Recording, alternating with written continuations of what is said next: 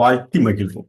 அகத்தவம் ஆண்டின் ஒவ்வொரு நாளும் மார்ச் 5ஆம் தேதி ஜேம்ஸ் அலன் அவர்கள் புக் ஆஃப் மெடிடேஷன் என்ற அந்த நூலில் என்ன பகிர்ந்துள்ளார் என்பதை முதலில் தமிழ் மொழியில் காண்போம்.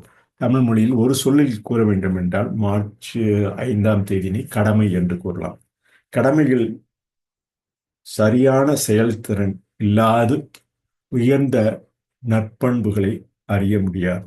கடமையில் சரியான செயல்திறன் இல்லாது உயர்ந்த நற்பண்புகளை அறிய முடியாது. அனைத்து கடமைகளும் தூய்மையானதாக கருதப்பட வேண்டும். மேலும் அதன் நம்பிக்கை உரிய தன்னலமற்ற செயல்திறன் நடத்தையில் வழிகாட்டும் பண்புகளில் ஒன்றாகும்.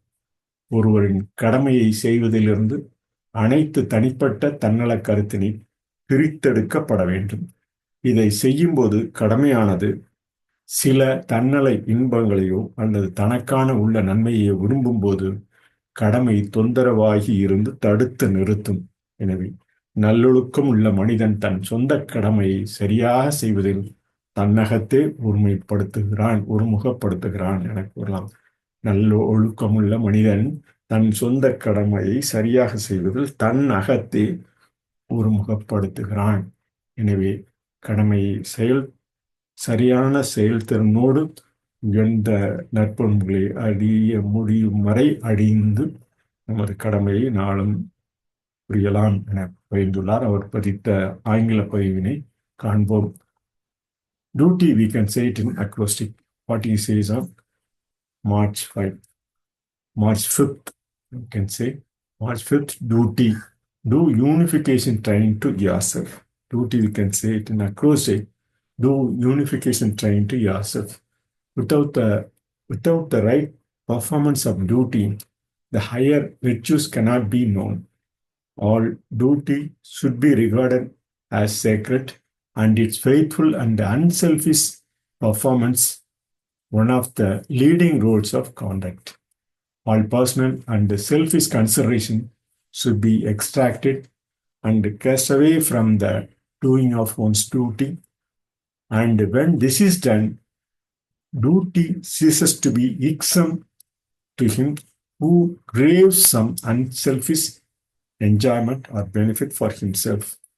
So the virtuous man concentrates his mind on the perfect doing of his own duty. So we can say in a single word on March 5th for the day duty, do unification train to yourself. So we have to do the right performance of our duty with high virtues. What we